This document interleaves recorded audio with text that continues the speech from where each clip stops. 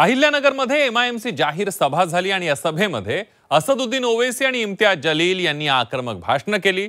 जलील यांनी मंत्री नितेश राणेंचा आमदार संग्राम जगताप यांच्यावर टीकेची झोड उठवली आहे। आता नितेश राणेंनी जोरदार पलटवार केलाय। पहले हर रोज एक छोटा सा चिंटू,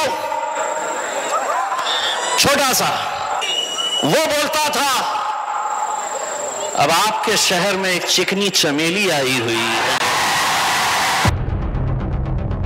त्या हिरव्या सापांच्या ओझे काय वळवळ काय झाली एमआयएमच्या नावाने। इथे ह्या राज्यामध्ये हिंदुत्व विचाराचं सरकार आहे। तुम्हाला आमच्या राज्यात येऊन वातावरण खराब करायचं असेल तर मग पुढे सरकार म्हणून तुमच्या सभा व्हायला द्यायच्या का याचा आम्हाला विचार करायला लागेल।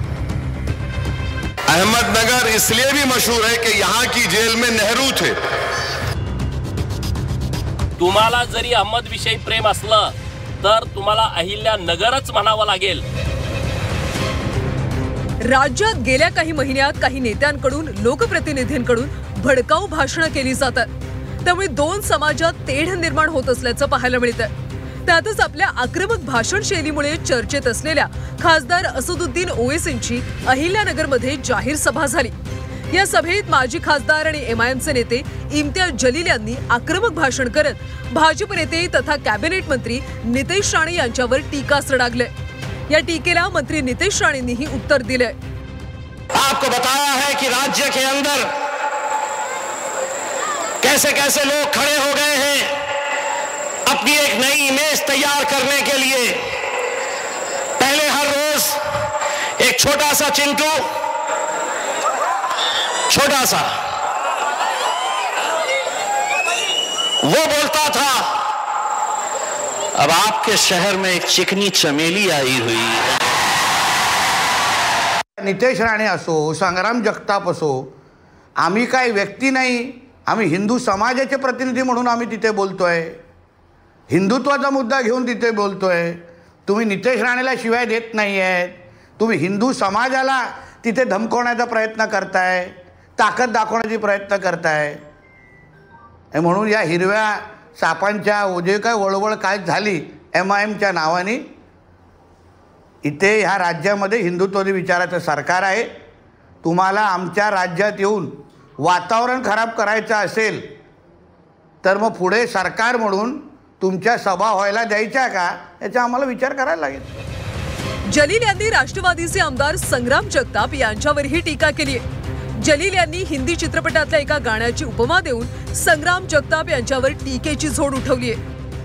मालूम है तुम क्या समझ रहे हो कि ये जलसा से तुम ही लोग देख रहे हैं।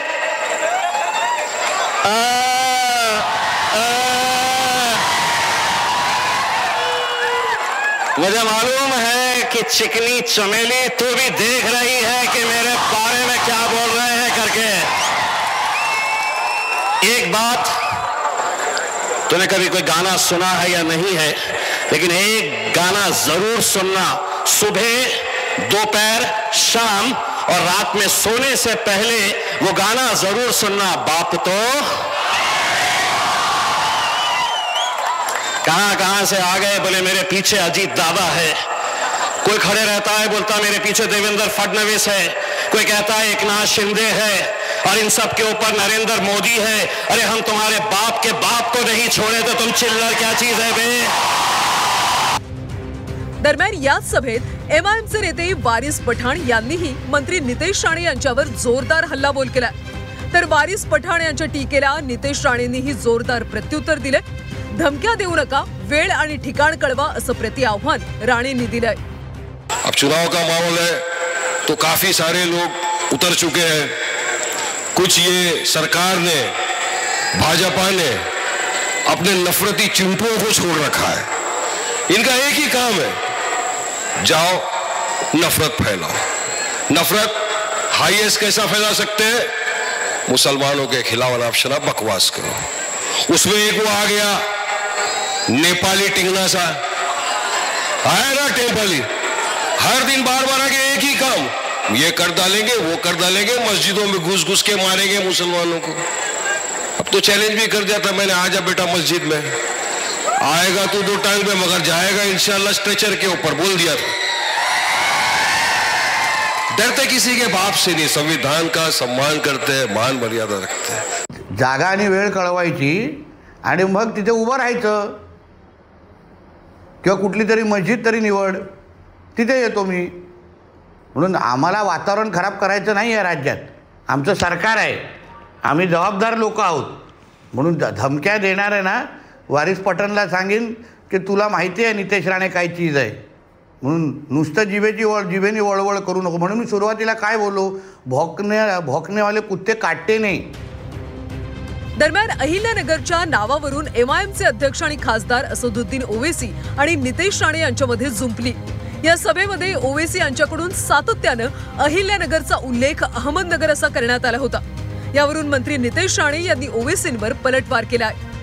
तो अहमदनगर से इन लोगों का ताल्लुक था, नारायण आप्टे का, विष्णु करकरे का, मदन लाल पहवा का, दत्तात्रेय परचोरे. ये ग्वालियर का आदमी अपनी बंदूक लाके दिया था किसको, गोडसे को. एक बूढ़े ज़ईफ गांधी को गोली मार के ये लोग बहादुर समझते. ये कमजोरों को गोली मारते, बहादुरों पर जुल्म करने की इनकी ताकत नहीं है, याद रखो मेरी बात को. ये कमजोरों पर जुल्म करते. 80 साल के बूढ़े को मारकर तुमने क्या हासिल किया. और एक चीज, अहमदनगर इसलिए भी मशहूर है कि यहां की जेल में नेहरू थे. नेहरू ने जेल में बैठकर डिस्कवरी ऑफ इंडिया को लिखा था. ये अहमदनगर की तारीख है, ये अच्छा भी है और ऐसे जहरीले भी थे. सभा झाली अहिल्यानगरमध्ये, अहमदनगरमध्ये नाही. भौंकनेवाले कुत्ते काटते नाही, हे जे काही हिंदीमध्ये म्हण आहे ना, ते उत्तम उदाहरण कालची ती सभा होती. हे रजाकारचे सगळे हिरवी पिल्लावळ जे काल येऊन आमच्या अहिल्यानगरमध्ये येऊन वळवळ करत होती. तुम्ही एका बाजूला हे म्हणतात की आम्ही डॉक्टर बाबासाहेब आंबेडकरांचं संविधान मानतो, आम्ही कायदा आणि सुव्यवस्था मानतो.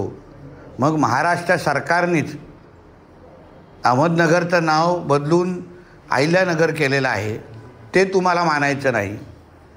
औरंगाबादचं नाव बदलून छत्रपती संभाजीनगर केलं आहे, ते तुम्हाला मानायचं नाही. हे काय तुमच्या अब्बाच्या पाकिस्तान आणि इस्लामाबाद आहे काय, की इथे शरिया कानून लागू आहे.